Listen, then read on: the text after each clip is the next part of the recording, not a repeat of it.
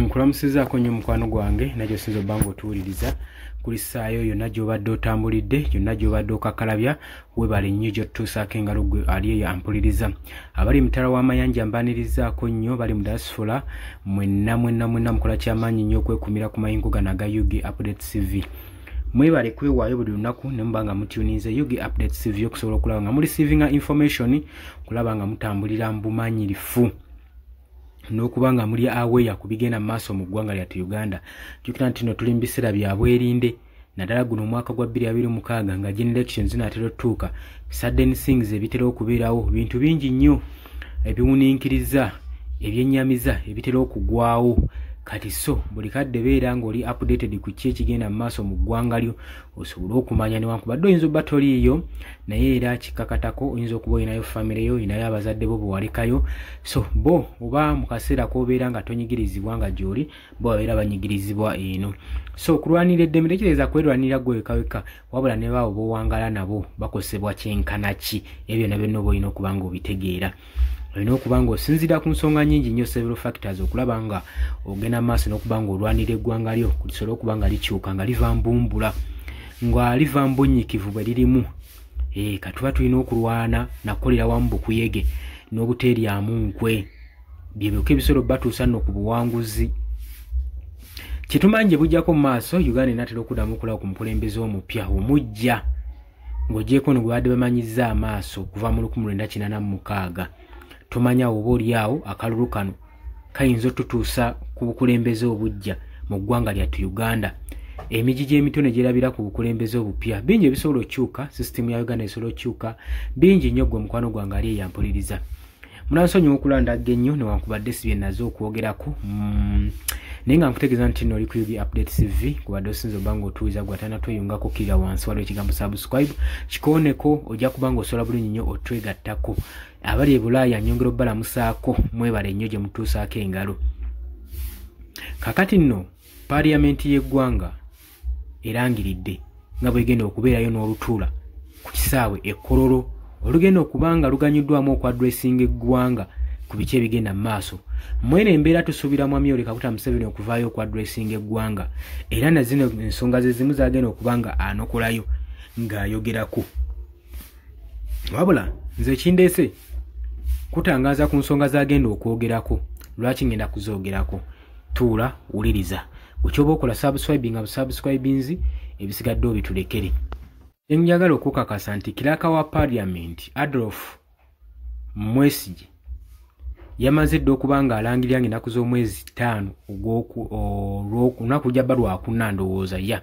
lujja lwakuna omwezi guno gwennyini gwe tulimu mwaka guno gwennyini gwe tulimu 2025 parliament egenda kutuula okwadressinga eggwanga esuubira okuba era egenda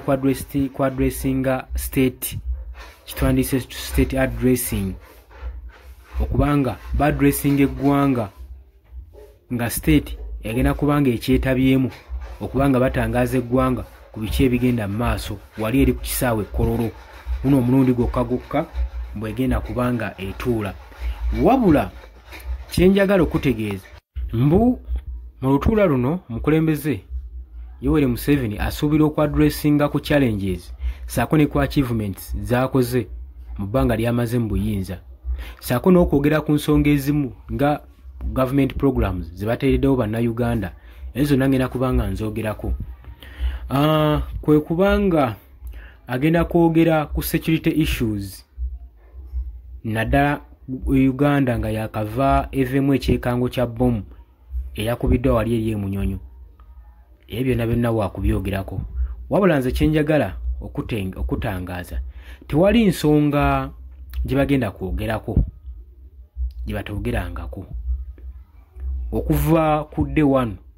bukyanga mwami Yoweri Kaguta Museveni ayingira ku ntebe y'obukulembeze bw'eggwanga bukyanga agituulamu ze zimu ku nsonga ziba ziboogerako era nsuubira zibagenda okubanga era baddamu okwogerako tewali kyolaba nti nno solution yeeno kubanga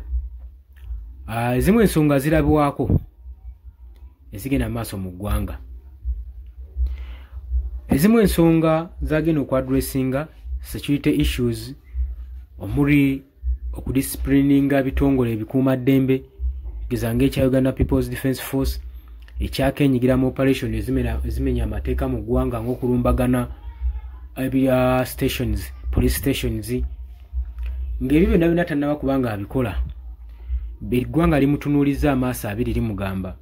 nga tonnaba kubanga odisciplininga.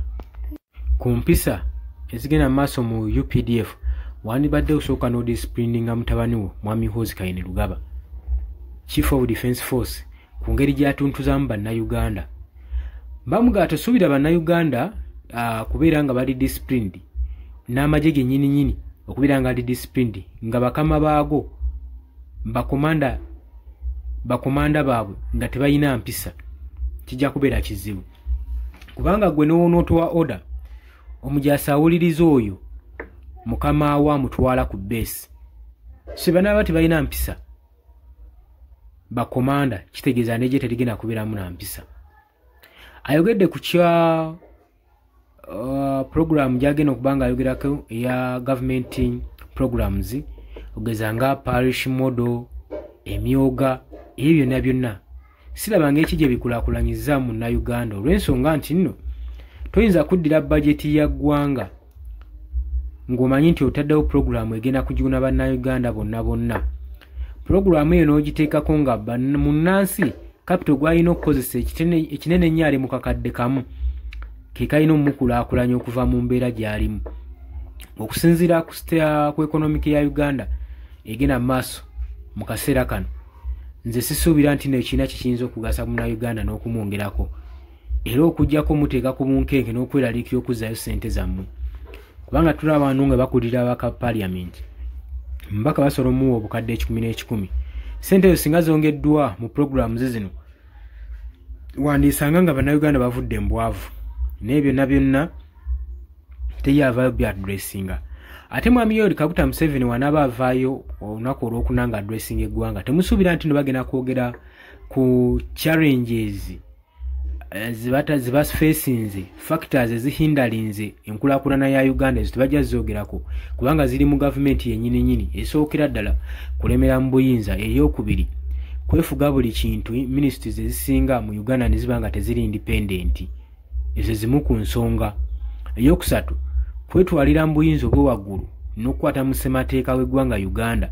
ze zimu ku nsonga ezikuumidde Uganda okubanga ekyali mabega nnyo, okubanga buli afunamu akasente n'amaanyi n'obukuumi ava eri n'akwata mu constitution n'amanyiira eggwanga Uganda. Kati ze zimu ku nsonga lwaki mbagamba nti ku addressinga eggwanga temujja wuliramu kintu kipya,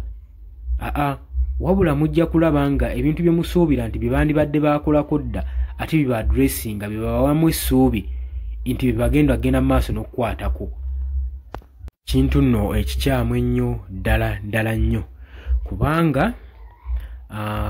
ebiseera ebisinga tuba twetaaga omukulembeze amazeeko emyaka 4 ku ntebe okuvayo nga gyatubuulira achievement ni kino kiremedde watonotono atero kiggusa, naye okubanga mugenda otula mu lukuŋŋaano ng'omukulembeze addressinga eggwanga nga tetulina positive results nazimu,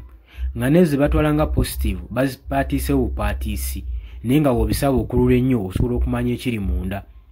Tunuulira insecurity egenda maaso mu ggwanga, naye budi Mwami Museveni waatavangayo buli wajja okwaddressinga nation ayogera ku security factors, era nga gyasinze okuteekako essira. Waliwo ebintu ebimu ebitwewuunyisa, kubanga tutunula bajeti y'eggwanga Uganda byebisinze okubanga byalocatingiddwamu ssente nnyingi, naye ate ne bifundikira nga ate byebiri wansi ennyo, bye birina omutindo ogwa wansi ennyo n'okusinga bino ebatalocatinzeemu ssente. Ogeza ng'ebyobulimi tebabiteekamu nnyo ssente ate nga bebikulaakulanyiza eggwanga Uganda. Lwaki? Kubanga ebyobulimi